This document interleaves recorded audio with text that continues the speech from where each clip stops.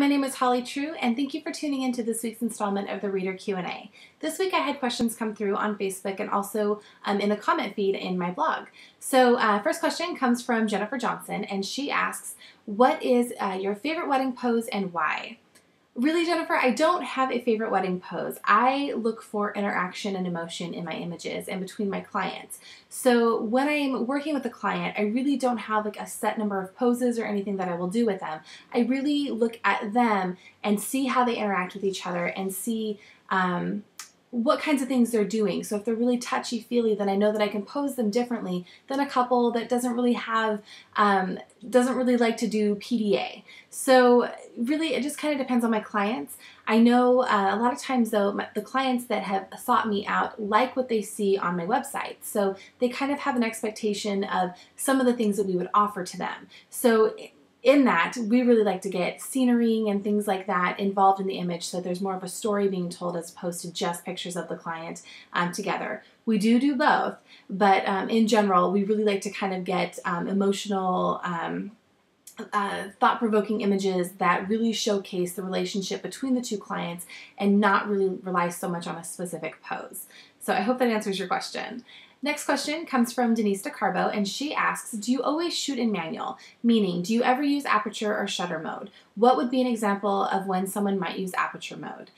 Honestly, Denise, I shoot 100% manual 100% of the time. I honestly cannot tell you when you might want to use aperture mode or shutter mode or anything like that, only because I don't do that.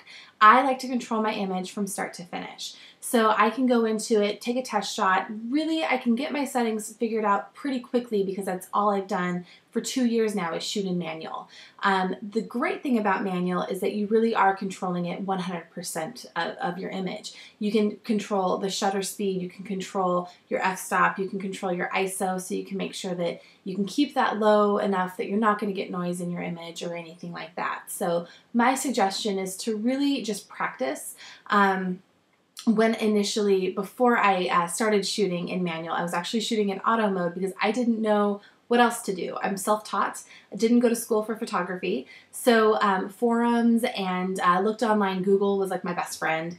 Anytime I had a question about something, and I literally would use my children as my models, and I would just shoot as often as I possibly could. So test it, try it out, see what you can do. I really think that once you kind of figure out how it works, you'll take off.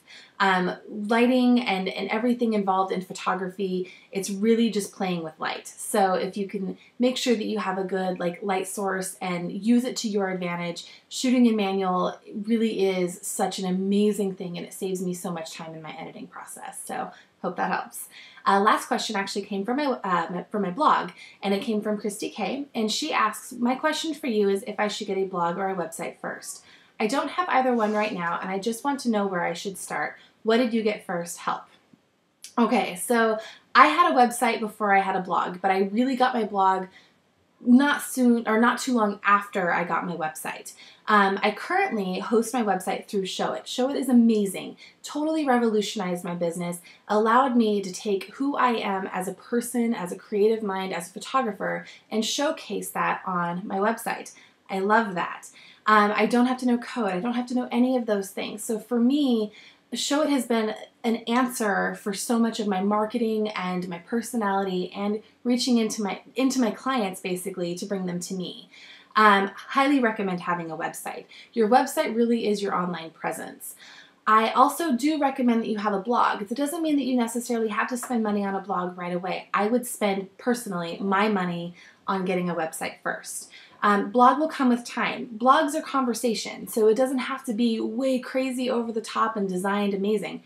If it is, that's great, but if you can't afford to do that right away, that's okay. People aren't going to go there because you have an amazing layout. They're going to go there because they want to read what you have to say. So for 2-3 years, I actually had a free one through WordPress. Linked it from my website, which I had through Showit, and then went ahead and posted on there as often as I possibly could, sessions that I was doing and everything, just to kind of showcase my work and put my personality out there. So really, I believe that websites and blogs really go hand in hand. Jasmine Starr, who I absolutely love, said the most brilliant thing, that your website is your handshake and your blog is your conversation. So I completely agree. Your introduction as to who you are as an artist is in your website. The conversation as to who you are as a person and the things that inspire you go on your blog. So hope that helps you guys.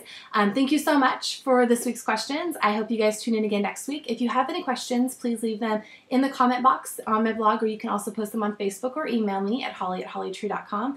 And I look forward to talking to you guys again soon. Thanks so much. Bye-bye.